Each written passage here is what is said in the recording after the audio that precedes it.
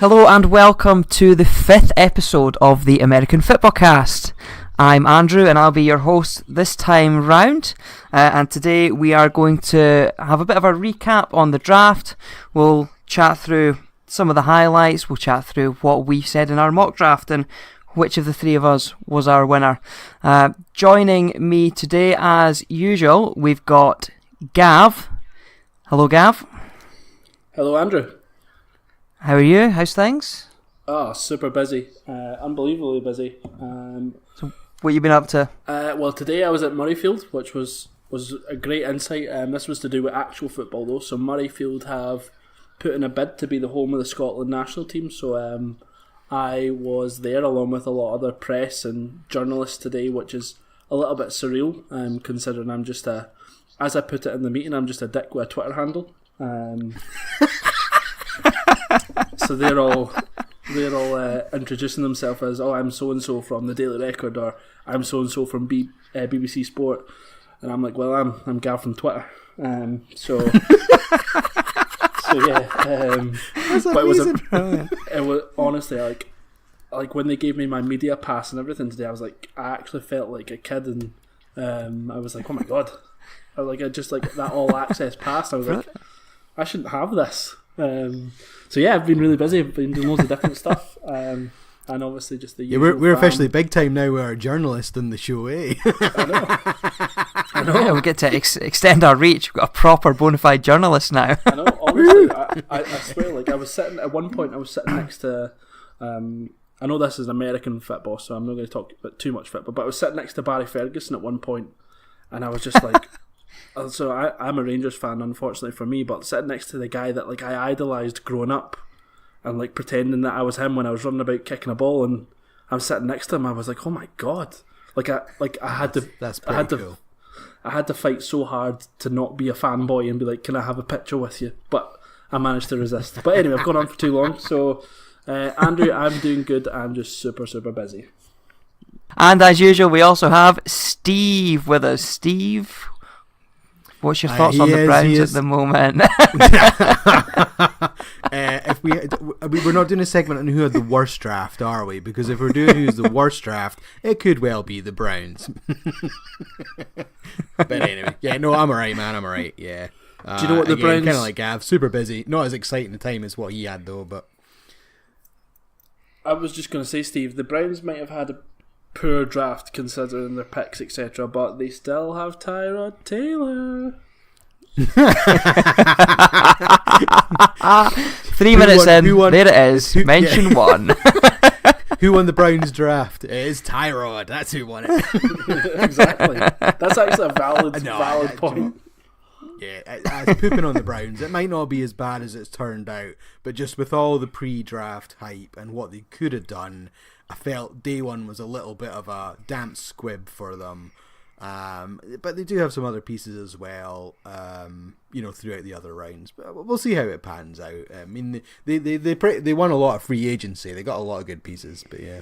So we'll talk about exactly what they did in the first round in a bit more detail coming up. I think we're going to kick it off. So I think what we'd like to hear, or what I hope you guys would like to hear, is the draft from a fan's perspective. So Gav, we all know that you're a Redskins fan. Mm-hmm. What did you take from their draft? I was actually the last few drafts the Redskins have done. We seem to not be a very flashy sort of style. We seem to be very like 6 or 7 out of 10 on paper, but we tend to get pretty good value from our picks.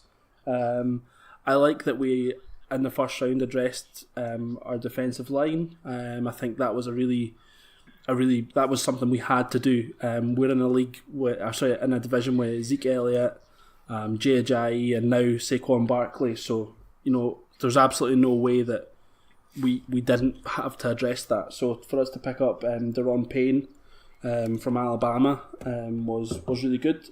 He's also a teammate of our other first round pick from last year, Jonathan Allen. So they both played together at Alabama. Unfortunately, Allen just had bad luck with injuries last year, so I'm actually quite excited because I'm guessing that those two will know each other's games because they're both playing the defensive line. So, and Alabama historically have had some of the best defensive players So yeah, that was really good. And Darius Guice, I was absolutely delighted when we got him. A lot of people had him being like the second best running back in the draft. So for us to get him in the second round, and I think he was like the seventh running back to go, and apparently it's because nothing to do with his playing stuff or anything like that. It's apparently he interviewed awfully, like really, really badly, with all the teams he went to see. So from what I was reading, he's a total prima donna. Needs a lot of work in terms of just his attitude, but it's nothing to do with like the usual like alcohol or drugs or like even like crime or whatever. It's just he's very, very high maintenance. So effectively in round 2 we got a really good running back that just has the attitude of a bird.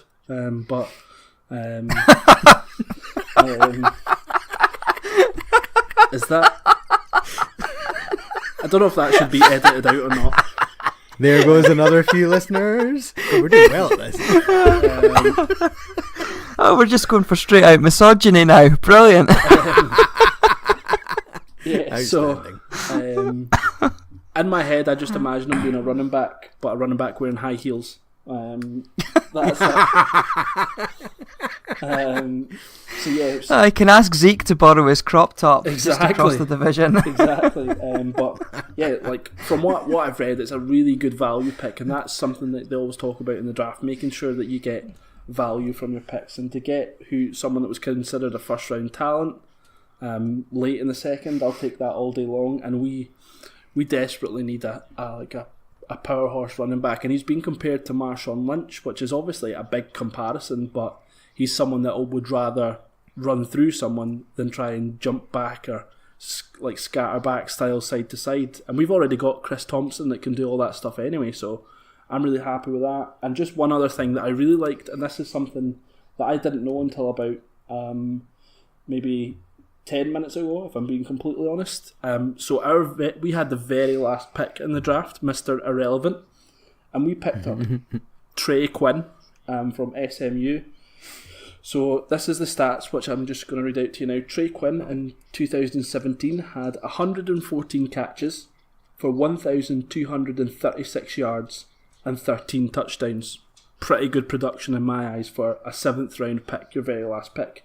To put this in comparison, Trey Quinn's teammate Cortland Sutton, I can't remember who he went to off the top of my head, but he was someone that... It was Denver, round 2. Denver round 2. So and a lot of people had Sutton being a round 1 talent as well. But to put this into comparison, Trey Quinn, who was a 7th round, versus Cortland Sutton, who was a 2nd round, same team.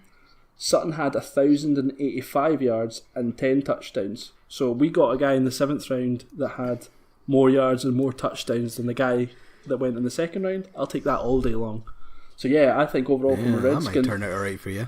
Yeah, that's what they were saying. A lot of people are comparing him to Wes Welker, is how he's been described. So, and obviously at one point he was really good. So, yeah, I'm really happy with the Redskins draft. We picked up a couple other guys that I don't know a whole lot about, but it seems like we addressed all our needs. So yeah, I'm happy. Good. More confident going into this year on the back of the draft than before you were now? Absolutely not. We're still. You've got a rubbish division, haven't you? It's going to be pretty tough. Like, I think if we were in almost any other division, we would have a good chance. But the Eagles just look so good just now. The Cowboys, they've got Zeke who can get them out of just about any hole. The Giants obviously picking up Saquon Barkley, who's a generation running back, they said, and with our issue being that we can't stop the run, I'm still not very confident, but I am happy with the way that we've drafted. But yeah, just obviously we're in a really tough division just now. Yeah, okay. Andrew, So, sorry, I was just going to say, Andrew, what about the Cardinals? What did you think, being our Cardinals? Yeah, so I don't think there will be any Cardinal fan anywhere that isn't delighted with how that draft went. First up, to move up the 5 spaces to get Rosen and not mortgage the future, as they like to say. Didn't give up a huge amount to move up, and we've got a quarterback. They reckon he's the best pocket passer of the 4 that were there, and that's already the type of quarterback that the Cardinals are used to having. So I think he'll fit in nicely behind Bradford when he gets injured in week 3. And then you've got Christian Kirk at wide receiver. Again, it was an obvious need. A couple of picks on the offensive line and another cornerback as well. So yeah, I think all the needs that were there have been addressed, and I can't wait to see how they go. Do you think that the Cardinals are in a better position after the draft? Definitely in a better position, but much like the Redskins, we've got a nightmare division. So the Rams are going to steamroll the division, I think, regardless of what happens. The 49ers will probably finish second and make the playoffs, leaving the Cardinals and the Seahawks to fight it out at the bottom. But I think that before the draft I was convinced we would be 4th, whereas we might now fight for 3rd. Yeah, I think that picking up Josh Rosen, as you mentioned, was a really good move. I was surprised that he was still there, to be honest, but I thought that someone else might have. Once Allen went at 7, I thought there would have been a mad scramble to then go and get Rosen. So I think for him to be still there was really good. And I think as I've mentioned, I'm going to say it again. I think I'm being consistent, but Sam Bradford's made of chocolate, so I'm very confident that Josh Rosen will play over 5 games this season. Yeah, I agree. I don't think that. Yeah, I think Bradford could be injured in the first 3 or 4 weeks, and then Rosen will take it from there, and hopefully he'll be the starting quarterback for the next 15 years. Is that the first 3 or 4 weeks of pre-season? If they've got any sense, they are not rolling him out in pre-season. They're going to wrap him in cotton wool and just wait until game 1. Yeah. Yeah, you would hope that is how they would approach it, but yeah, we'll see. We'll see. Steve, I know obviously you're one of these weird people that supports everyone. Loads of teams, yeah. Or no teams, depends on your viewpoint. Yeah, that's true. So we've obviously picked our teams. Who are you going to talk about? I'm going to interject. I'm going to take us just 2 minutes off topic. I don't know if anyone's just seen the highlight that's come through on the app from the NFL I just app. seen it. Breaking news. Somebody, a certain Mr. Matt Ryan has just removed the goalpost yet again. 5-year, $150 million contract extension for the $100 million in guarantees. Wow. That is the first guaranteed $100 million contract ever. That is mental. Utterly mental. That's totally thrown me off my game as well, so I'm going to put the phone away now and concentrate for the rest of today. Okay, so team-wise, I'm going to keep one in my back pocket for later, because we're going to do draft, who we think our draft winners were earlier on, but what I'm going to pick team-wise is who would have been 3rd on my list, and that is the Broncos.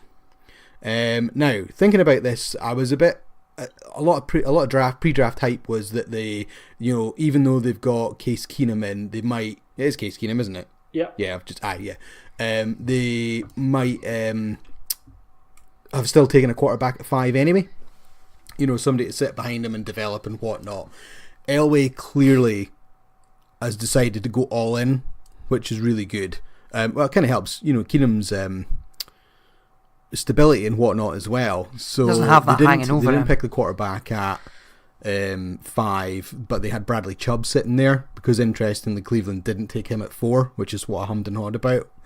So they took Chubb, who could easily be 1st or 2nd off the board depending on needs or whatnot in terms of talent wise. That's maybe a teeny bit of a fall for him. So that's a great move for them. They obviously then picked up Sutton in round 2, which I know you kind of counter-argued with your stats wise with Mr. Irrelevant, but in terms of his overall career, he was meant to be a first round talent. He obviously then went to the second round, so has the ability to help out there. But also they had then picked up a running back in the third round, Freeman, who, with C.J. Anderson gone, he's pretty much going to be the guy as well. So they put a couple of nice pieces around Keenum to help him out as well. So I think they actually had a fairly decent draft. Yeah, I think so. I think obviously they were a team that was in a sort of they're in real limbo. So I think that you're right. Picking up Bradley Chubb was a really good move for them, and you know what? It makes a lot of sense actually when you think about it. Denver were their best when they had that really strong defense, so it helps them get back to that sort of space. Totally. Right, yeah, that's all interesting stuff. What we'll move into now is we're going to talk through the highlights of round one. So the only place to start in the highlights of round one is right at the top. So the Browns took Baker Mayfield at 1. Not a lot of people seem to call it. The mock drafts didn't seem to have Baker Mayfield as 1, but as the whole build-up to the draft went, his reputation seemed to get stronger and stronger, and he slowly climbed. I think round about late February he was still marked as the 4th quarterback off the board, but he just seemed to steadily climb through them and obviously ended up as that number 1 pick. What do we think? Do we think this is a great move for the Browns? Do we think it could go either way? I don't know. Steve, you're a resident Browns fan. Yeah. I was just waiting to see if you were going to jump in there first. Okay, so I obviously champed him for going to the Jets when we did our mock draft last week, based on the college career that he had produced. In fact, he was super accurate and things like that. So albeit it seemed for a lot of people a bit of a left field pick, you can kind of understand why Cleveland have gone for him. John Dorsey's obviously sat there and statistically gone, based on the numbers, this is the guy. He is the one that, he's got the best passer rating, he's got the best accuracy, so do you know what, I'm going to take him because he's my best chance of winning games. So does he have the highest ceiling out of the quarterbacks? Probably not, but if they're stuck with Tyrod anyway, you can set them for a year behind Tyrod. Stuck with Tyrod. Stuck. Gav, what have you got to say about that? Gavin Miller has left the chat.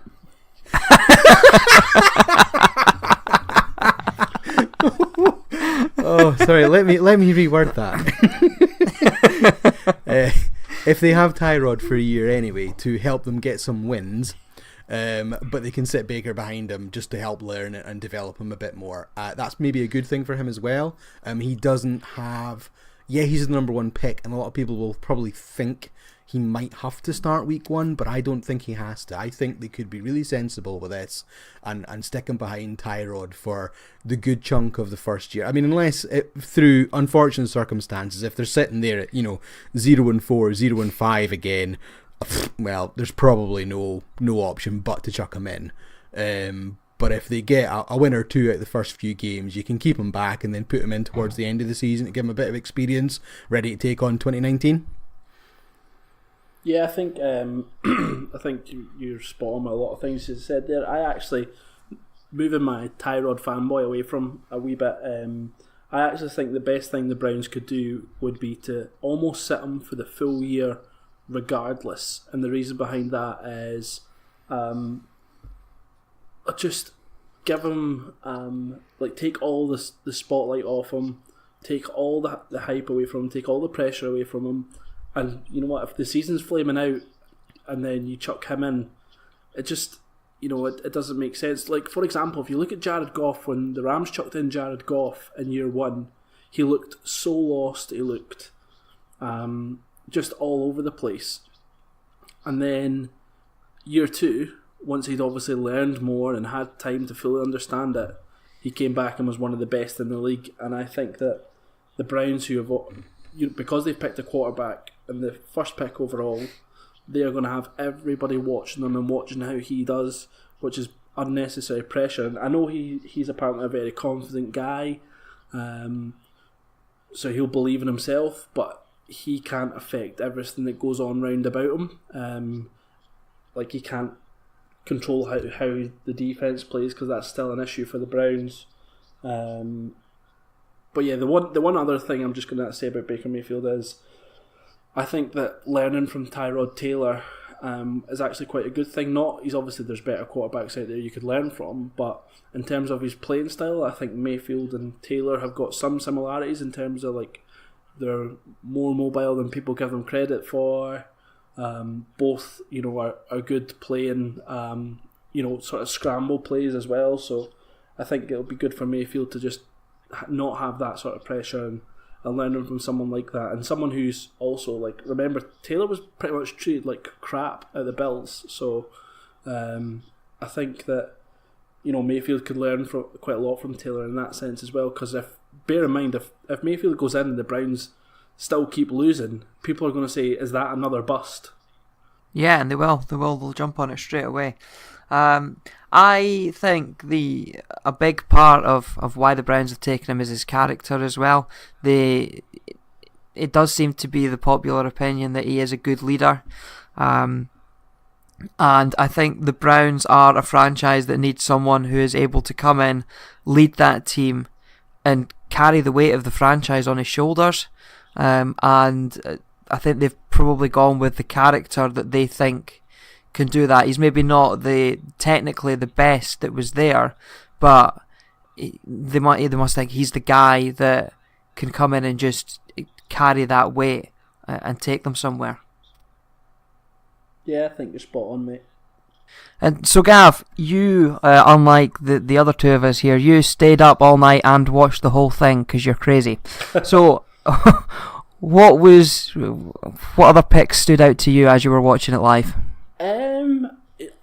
I think I put in the group chat after I watched it, it almost felt a little bit like the first round was really weird, especially after sort of pick 10, after Josh Rosen went. It was just really, like, none of the picks were how I sort of anticipated. There was a lot of like surprise picks. For example, I think one of the ones that I mentioned in the group chat was the pick the Steelers made. The guy had like a third or fourth round grade, and he went in the first, and everyone was like, what the hell? So it was definitely a sort of weird one. But some of the moves that I really liked, as you know from when we spoke before, I was a big fan of Josh Allen. Really liked him, and I like the fit at the Bills. I think that organisation's seems to be going in the right direction, and I think he'll get time to develop there. So that was a really good move. The 49ers taking Mike McGlinchey, protecting Jimmy G for the next while was really good. The Colts picking up Quentin Nelson, which was really good. It just lacked that sort of big. After the quarterbacks went, it just sort of felt a bit like, all the big fireworks were done and it was just damp squibs that were left. Which is a shame, really, because a lot of these kids are going to come out and absolutely ball, and they're going to be brilliant players a few years from now. And we'll possibly look back and go, yeah, okay, we maybe didn't give them enough credit, but it was all about the quarterbacks this year, and it's all everyone talked about leading up to it. And you're almost right, because I've watched some of it. I've only got as far as pick 12. And it's like all the quarterbacks are off the board now, and I kind of know what you're feeling. I haven't watched the rest of it yet, but I'm thinking the rest of this. Well, I mean, because I kind of know what happened because I didn't watch it live as such. But I get a feeling it's just going to kind of go through the motion now. It's not going to be uber exciting or anything. So I love Vita Vea. God, did you see that boy's smile coming out? And his outfit he was wearing as well. Do you see his interview with Deion Sanders afterwards? It says, go and pronounce your name, and we got the full version of his name. Yeah, it was amazing. It was absolutely amazing. I was absolutely mental. He's got about 8 parts to his name or something. It's huge. Yeah. Just like him, he's an absolute mountain. God, yeah. I was so gutted because obviously he went pick 12. Redskins had 13. I was thinking, oh my god, if he was on the board, you nearly got him. He was going. Yeah, he was definitely going to. He went to Washington at college, So he was absolutely going to the Redskins. So when he it would have been great. When he went at 12, that for me was like, that was the most exciting part for me, and I sort of like, I had a lot of obviously a buzz thinking, oh my god, he could fall to the Redskins. But then when he called out, I was like, shit. Yeah. But then a couple of picks later, then you had this crazy trade with the Saints jumping all the way up for Davenport. What are you thinking about that one? That was a weird one. I didn't understand that. I think there's a chance that he still could have been there, like without them having to move up, just based on what the other team's needs were. Certainly not as high as they needed to, and for what they gave up, because they've given up obviously swapping picks this year, something else this year, and the first round next year. Yeah, I mean, so Green Bay are laughing. Yeah, it was a great move for the Packers. But like, when you look at the rest of the sort of the draft picks after it, like, nobody else, like, everyone was picking cornerbacks, offensive linemen.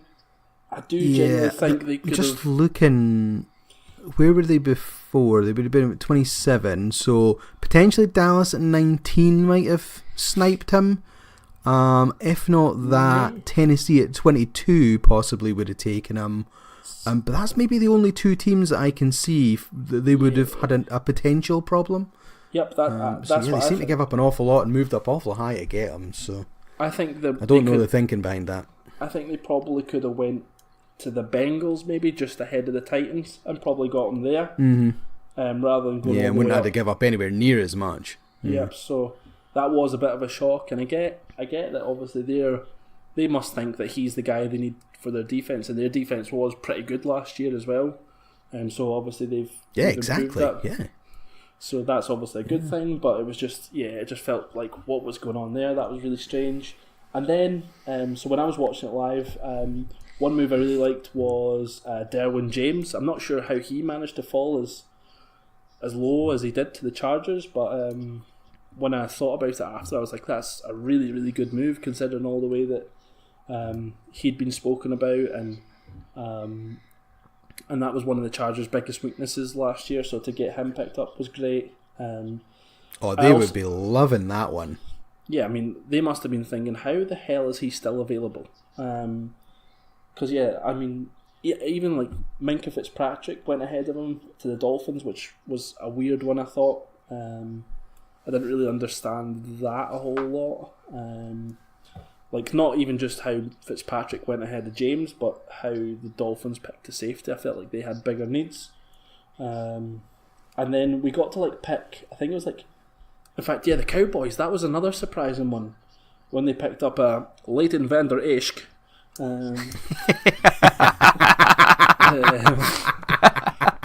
That was just a really, really weird one. Like, I didn't see that happen at all. Obviously, we spoke in our mock draft about how they were definitely going to take a wide receiver, and I think a lot of other people had the same sort of thinking. Then he came out, and it just felt like, is that you giving up too much? Because there were some people that didn't even have him going in the first round, so I don't know, that was a bit weird. They didn't take a wide receiver till round 3, did they, either? Yeah, it was weird. Didn't understand that. So I feel really sorry for Dak Prescott for next year. I know they obviously have Zeke and they'll rely on him heavily, but I just feel like if you shut him down, do the Cowboys have anything else? And the Eagles obviously have one of the best defensive lines in it. The Redskins, we've improved ours. The Giants, their defense, it had a bad year last year, but predominantly it's full of good players. I just feel like, what are the Cowboys doing? And they obviously also picked up a quarterback later on as well, which it was like the 4th round or whatever. And there was some talk that I read that for whatever reason the Cowboys just are not sold on Dak Prescott anymore. I don't know if it's because he had a bad year or whatever, and there was no real competition behind him. So that was a bit strange. And then the only other things that was sort of weird for me was, I think it was, in fact, the next sort of 4 or 5 picks were just a bit meh. Like, Ragnow to the Lions, Price to the Bengals. It was just, I know what you mean. Yeah. It was just a bit like flat, and even it sort of felt that way when obviously the players were delighted coming out, but it just felt like even in the crowd, like some of the fans that were there for these teams were a bit like, what the fuck's going on here? So yeah, what about Ridley falling to the Falcons? Is that a bit of a surprise? Do we think? Yeah, I was surprised. Yeah, I thought he was definitely going to be. I think I gave him to the Redskins in our mock draft. So, and I thought if the Redskins didn't take a wide receiver, the Cowboys were going to take him. And then if the Cowboys didn't take him, I thought the Panthers were going to take him. And he fell again. So it was definitely a weird one for me. Andrew, what do you think? Yeah, I can only echo that. It was a bit of a strange one. I'll just go back to one of your other picks from earlier of sort of weird, but gave us quite a nice story. And when the Steelers did take Terrell Edmonds, it meant that he and his brother Tremaine obviously were both picked in the first round. So it's the first pair of brothers that have ever been picked together in the first round of a draft, which I thought that's a nice little story there. Yeah, I think you're right. I think it's obviously pretty cool, but yeah, it was definitely a weird one in terms of him sort of going as high as he did. I think again, like it just seems like overall this draft after the top 10, everyone in this draft was a bit like sort of head scratching all the way through. Yeah. You could also argue that the other Edmonds brother went too low. You know, the fact that he managed to fall all the way to 16. But again, it was kind of what we were talking about earlier with people jumping up and taking players that you wouldn't expected, which then you have that cavalcade effect where other people then fall down. And then Edmonds was sitting there at 16 and Buffalo decided to pull the gun and move up again, you know, moving up twice in the first round and getting arguably 2 of the top 10 players. So they've done rather well. Yeah, I think the Bills have definitely done well. The only other one that I think we'll maybe touch on this a little bit later, but what do we think about Lamar Jackson? I'm not sure. is really kind of a bit of a summary on that. I don't know much about him. I suppose he's probably fallen from where people thought he would go, but interestingly, actually people had him going to the Ravens round about 16 anyway. So maybe from like Aussie Newsom's point of view, you're probably like, God, this is a genius move. You've managed to move back a couple of times, still snag who you were going to anyway. You know, so yeah, I mean, I suppose there is the question about whether Flacco is going to be there anymore. He's going to have an absolute balls out year, I think, for Baltimore to re-up him. Otherwise, I got a funny feeling they're just going to cut ties and say thanks for your services so far and move on. So getting Lamar in there now, you've got that player to fall back on. Stylistically though, it's totally different. So if they're going to go with it, they're going to have to slowly shape the squad through this season and gear up for a big off-season next year to shape the team around what he can do and the style that he can play, because it is polar opposite to what they are doing just now. Yeah, I mean, you're absolutely spot on, mate. I actually, like, part of me, when I was watching it, I was feeling really, really actually sad for Lamar Jackson, because he was obviously invited to the green room, and then there was like no chatter of him, like there was no whispers of anyone trading up for him. It was like he was going to fall and he would have been the only person left in the green room, and I was a bit like, geez. So that would have been pretty crap. So I was glad that he went. In terms of the pick, I think I mentioned before, there was something like only 2 running backs have had more rushing yards than him in the last like 5 years or whatever it was, the crazy stat. So he's obviously got a lot of talent. And you're right, they do need to sort of stylistically change. And I think I put in the group chat that some of the Ravens' offensive coaching staff has changed, and they've brought in the guy that was Kaepernick's coach when he was doing really well, changed coordinators to Greg Roman, who was doing really well with Tyrod Taylor. So they've obviously had this sort of plan, and it obviously these sort of moves, like coaching moves, aren't overly highlighted. But actually, now that you put those sort of pieces together, it makes sense that that's what they want to do. But they do need to make sure that, you know, I would imagine in the next couple of drafts they're going to really beef up their offensive line, maybe pick a solid running back to really build that team around Lamar Jackson. Yeah, it's a really interesting move. I think as you say, the whole change in how their offense plays, it'll be really interesting to watch as and when he does eventually replace Flacco. It'll be interesting to see actually how long that takes. Will Flacco still be there in a couple of years' time or not? I actually think he's only got 1 season max, Flacco. You think? If he has a bad year, I don't think he plays again, or starts again, sorry. For the Ravens, anyway. Steve, what do you think? He ends up becoming a backup? Jiggy ends up becoming a backup for another team? Or do you think he'll still get actually a starting gig? I mean, the only sort of thing that I can think of is, like, I wouldn't be surprised if, you know how the way, like, Josh McCown sort of floated about forever, if Joe Flacco does that. Yeah. And just sort of floats about from different team to team and is always just the 1-year bridge quarterback until they get someone else. So, like, the guy they actually want, yeah. Yes, So, for example, if you look at the Dolphins, I think this is Ryan Tannehill coming into the last year of his contract, I think. So if they then decide, you know what, we don't want Tannehill anymore, he's too injury prone, I wouldn't be surprised if Flacco ends up their bridge quarterback for a season or two. Yeah. Just that sort of, not necessarily that specifically, but just that sort of style where he's just there for a year, disappear, there for a year, disappear, and is like Josh McCown. He's probably a good player, but he's just never going to be the guy. Yeah. How about Brady retires and Flacco goes up there to help out New England for a couple of years? Donnie Taylor has left. No, that's a serious. No, I was putting that out as a serious one because obviously, interestingly, the Patriots didn't pick up a quarterback until round 7. They didn't go all in on someone in the first couple of rounds that you would have thought prior to the draft. So what are they going to do? Yeah, it makes sense. The one thing I actually think about the Patriots, and this is maybe a little bit off topic, I am going to put it out that I don't think when Brady goes, I don't think they'll pick a QB in round 1. I think they'll play it more strategic and try and, because imagine the pressure that a rookie quarterback's going to have being the guy to replace Tom Brady. I just don't think that they're, like, regardless of how good an individual is, I just don't think they would do that. I think they're more likely to nurture someone behind them, someone that they've picked in like the 3rd or 4th round, and do it that way, like they sort of done with or they could have done with Garoppolo or Brissett or whatever.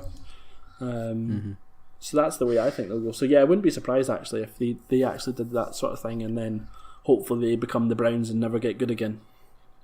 In an ideal world, that's what happens. It's all about parity. I hope so. Exactly.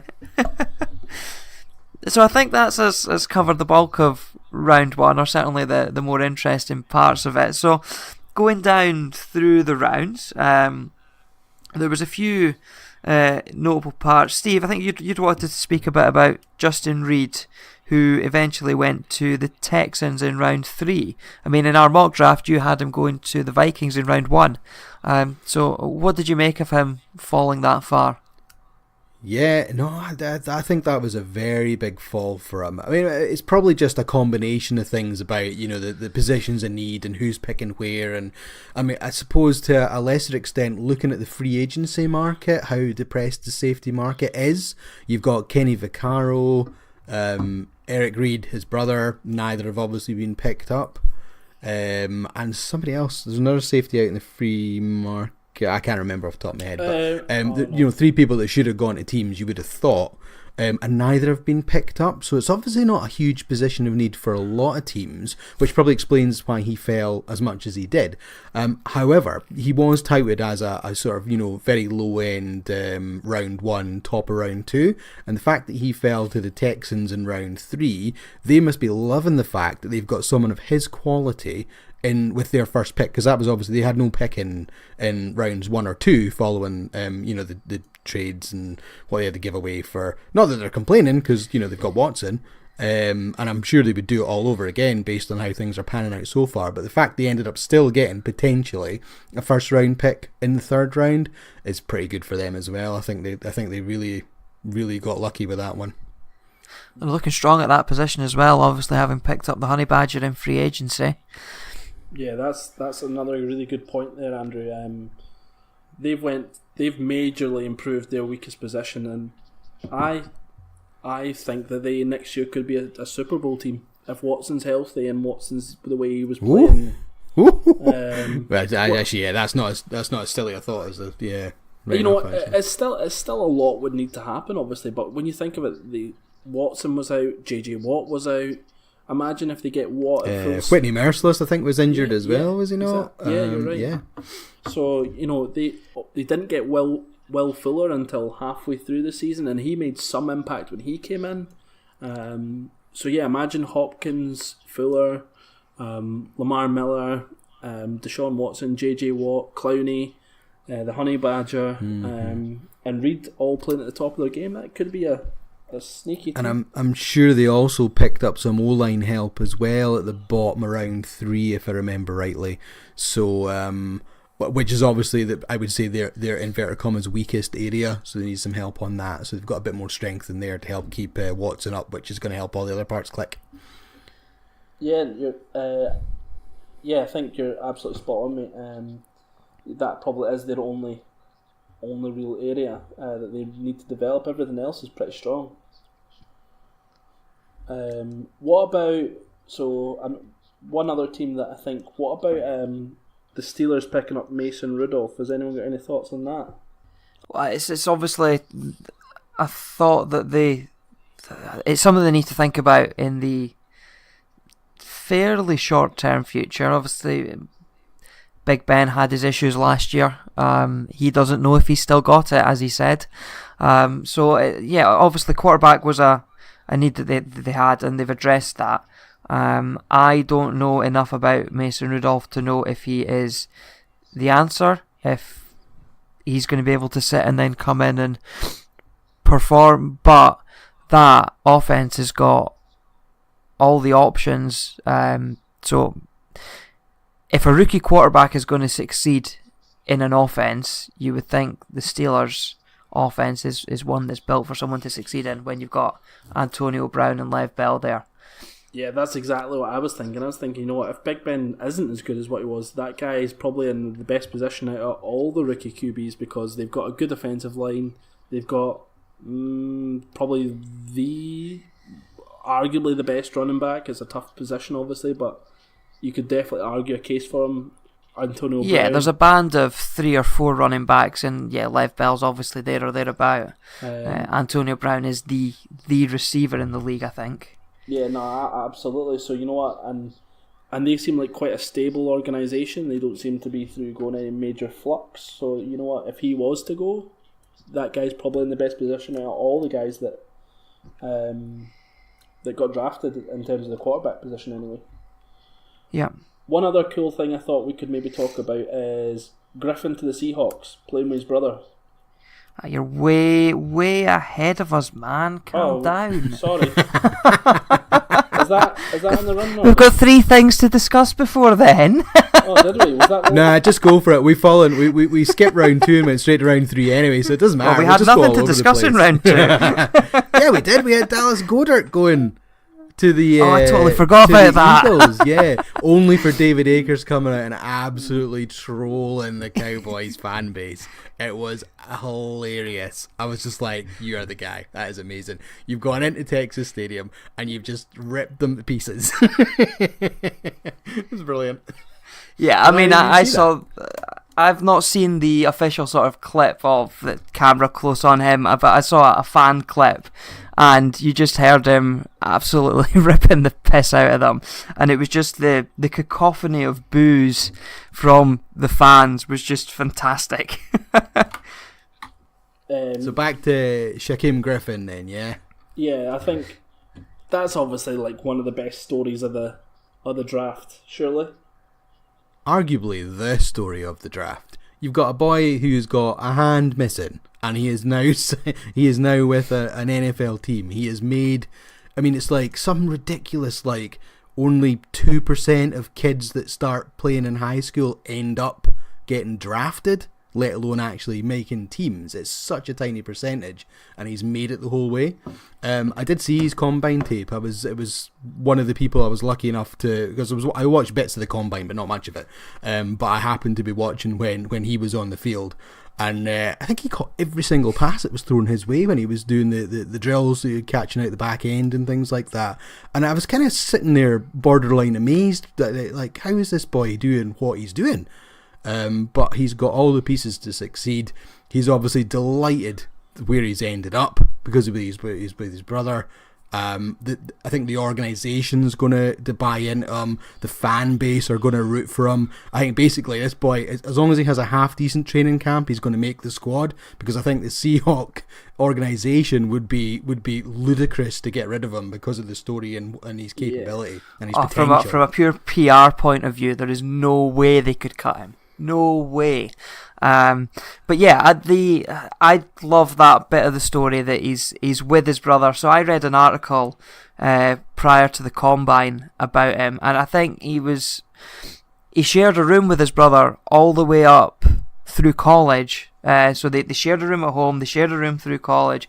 His brother went off and was drafted by the Seahawks, and that's the first time they'd been apart, really, as siblings. They'd been by each other's side for the whole time, and for him to then be drafted by the same team, I think it's just an amazing story, and I kind of hate that it's an amazing story at the Seahawks, because Seahawks boo.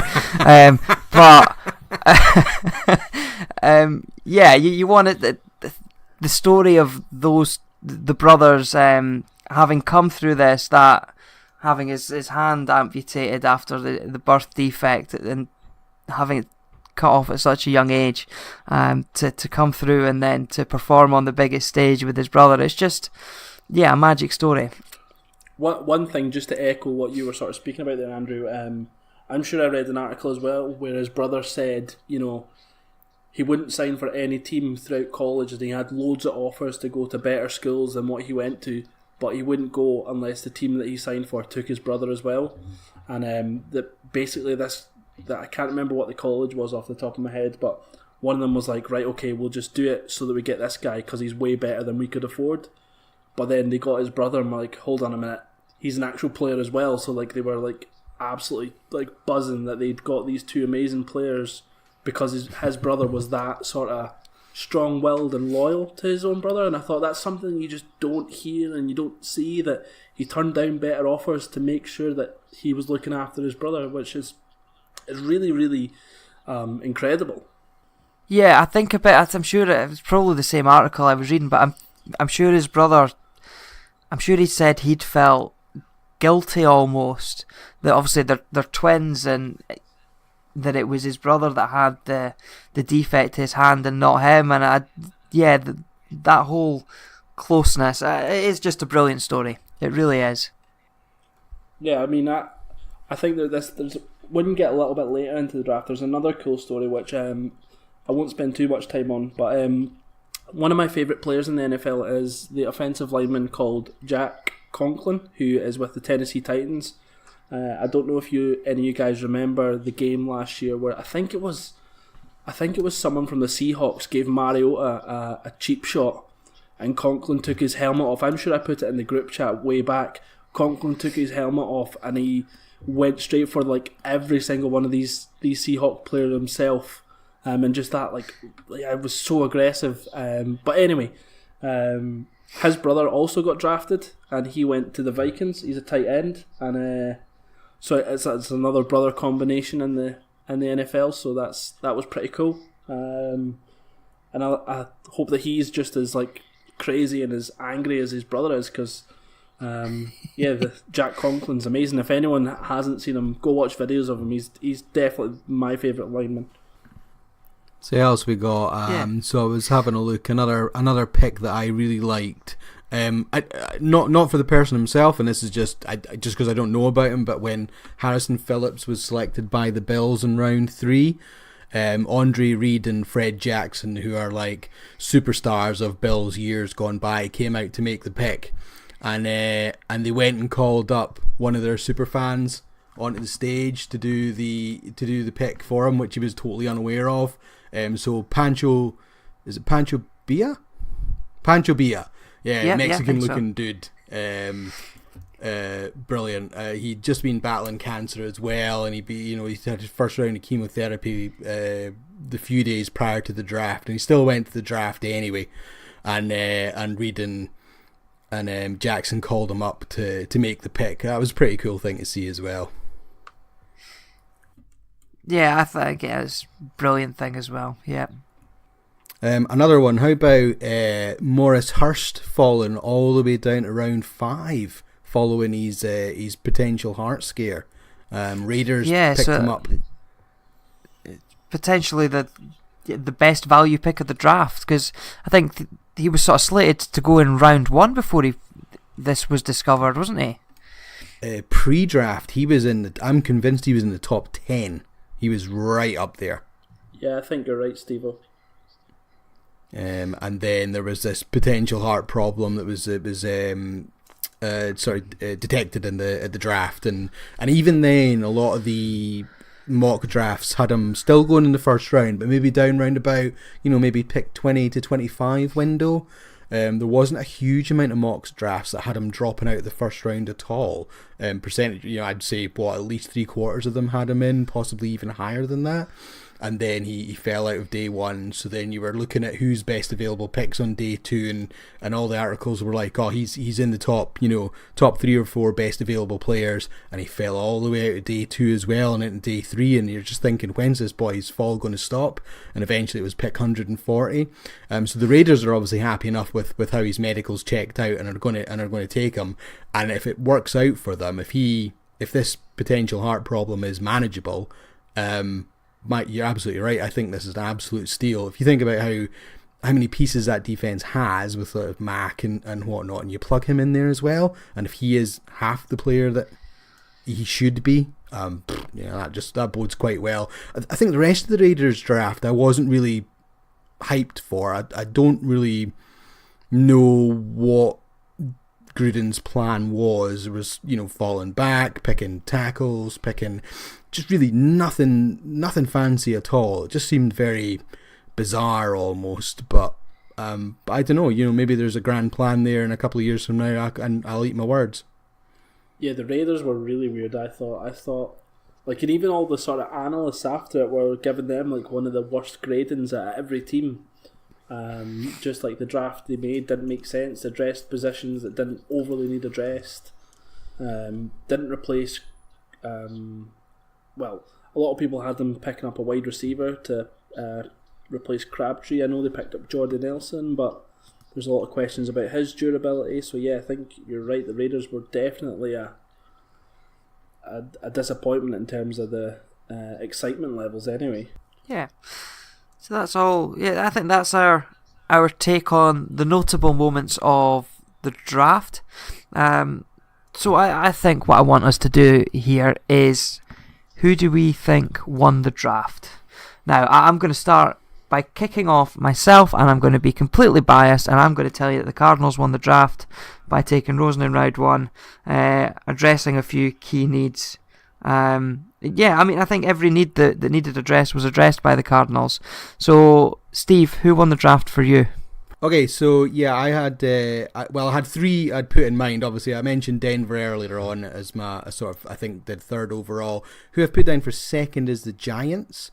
I think they obviously got Barkley, which worked out quite well for them because Cleveland didn't take, which made their decision a lot more simpler about whether they're going to stick or move back or whatnot. But I think getting Hernandez in round 2 was another great move to help that. Plug him in at guard, helps replenish a bit of a depleted O-line.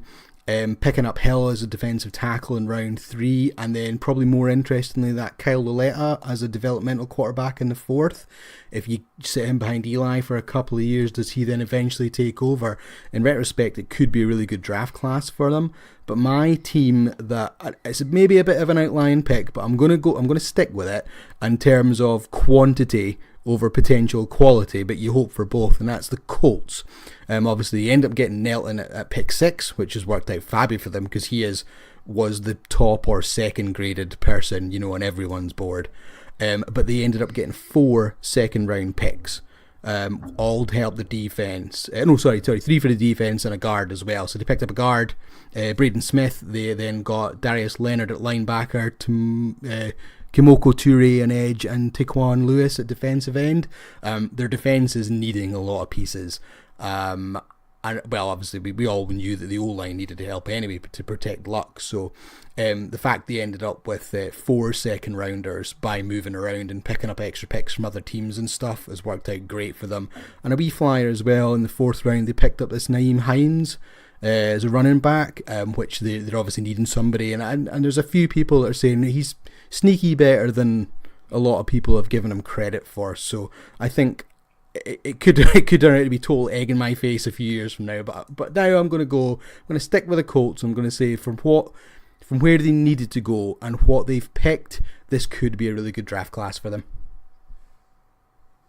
Yeah, I think the Colts definitely had to have a strong draft. So, and I think you're right. You know what, they had a lot of picks, so they've hopefully picked up a lot of good talent.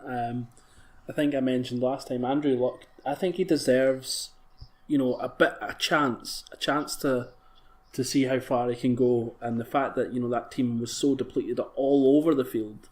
Hopefully, they've made some of these decisions that will help him go to where he should go, in my opinion. So yeah, I like that, Steve. I like that.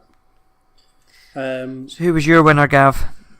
I actually really liked what the Green Bay Packers done. I think their first 2 picks, they picked up the 2 cornerbacks, which has definitely been their weakest point. They picked up Jair Alexander and Josh Jackson, I think it was. And both those guys are really good cornerbacks. Both, obviously Alexander did go in the first round, but Jackson was also expected to go in the first round, just a little bit later. So for those guys to pick up, those 2 players, I think, was really good. And Aaron Rodgers can get you almost anything. Just when you watched back the Green Bay Packers, their problem was their secondary was just so bad. I mean, like so bad. Like how many games did they have to? I think their playoff game against the Cowboys, was it, where it was like 35-32 or whatever, just craziness that they that in a playoff game that was the score. So yeah, I think they had a really good draft, and they always seem to do pretty well with these sort of later round wide receivers. They picked up a guy called Jamon Moore, who a lot of people have said he's really raw. Had he been a bit more polished, he would be a first round talent, or a late first round talent, sorry. So yeah, that could potentially replace Jordan Nelson over time. They picked up a couple of pieces in the defensive line. So yeah, I think the Packers had a good draft, and as I mentioned, whenever you've got Aaron Rodgers, you've always got a chance. They also picked up that, is it Equiminius St. Brown, or I don't know exactly how he pronounces his name, but he fell all the way to the 6th round, where I'd seen drafts that had him going in the 2nd round to teams, so he kind of fell a bit too. So if he comes in as one of these players that, because he's fallen so much, he's got a bit of a chip on his shoulder, and he really digs in practice and turns out good, then that's going to be another massively great value pick for them as well. Yeah, absolutely. And he's also got a fantastic first name, which is plus 10 points in Gavland. Yeah, exactly. He would be a first round talent just based on his name. I don't know if that comes into it when scouts are doing their evaluating, but for me, I would go on name and how ridiculous it sounds. First name or surname? So because it's the surname that goes in the shirt. You can sell more shirts if you got a crazy name. Yeah, that's true. I just like that, it's not just Equinimonious Brown, it's Equinimonious Saint Brown. So I just like that. He's the Saints and the Browns, and he's Equimonious, whatever that means. I have no idea. Anyway, I liked him and his silly name. Brilliant, fantastic. So, Cardinals, Colts and Packers is the 3 winners in our opinion. So, one thing we will just touch on is, obviously our last episode was a mock draft. We decided that we would mark our scores. So we each had 11 picks. we've given ourselves 1 point if they went to the right team, and 1 point if they were taking at the pick that we said they were. So Gav had one at the right team at the right pick, and another went to the right team at a different pick. I was exactly the same. Steve had two who both went to the correct team at the correct pick. So Steve was our inaugural mock draft champion. And Gav is fuming. I'm gonna leave the chat again. Well, at least I got to win something, because when it gets to fantasy season, So yeah, well done, Steve. Hashtag in the know. In the know. Just for the listeners' purposes, Andrew, who did we get right? Oh, you're asking me to check. I've not got that prepared. You said it earlier. Well, I know, and I've taken it off my screen. Quentin Nelson going to the Colts at 6, and I also got DJ Moore going to Carolina Panthers at 24. So that was my two I got at the right place. So Gav, you had Sony. So Gav, yeah, you had Sony Michel going to the Patriots at 31, which is where he went. You also had Harold Landry going to the Titans at 25. Now he went to the Titans in round 2, so you got a point there. And for me, it was Saquon Barkley at pick 2 going to the Giants, and then I had Dallas Goedert going to the Eagles at the bottom of round 1, but he went to the Eagles in round 2. So that was where I got my extra point. Sorry, who went to the Eagles? Dallas Goedert. Or Dallas Goedert. Dallas Goedert. Dallas Goedert. Yes. Do you know what? I think, considering how ridiculous the draft ended up actually being, with Mayfield going at 1, and then the fact that changed everything, for us to have decided prior to, a week before the draft, right, we'll pick it based on the teams that are in that order. For us, between us, to get what we got right, albeit maybe not always at the right position, I think that's not a bad effort, actually. So yeah, it's alright. 6 out of 32, right? Is that right? 6 out of 33. 6 out of 33, yeah, that's not 33, too bad. yeah. That's not too bad when you consider we can't factor in trades, we can't factor in Mayfield going at 1. So yeah, I think that's a pretty good going. So, and with that, I think we've reached the end of episode 5. So, Steve, you got anything to say before we go? Just thanks again for everyone who listens and who interacts with us on the Twitter. I want to thank Army Freshmen again, as I always do, just for letting us borrow their music for the show, and for Fair City Podcast for hosting us.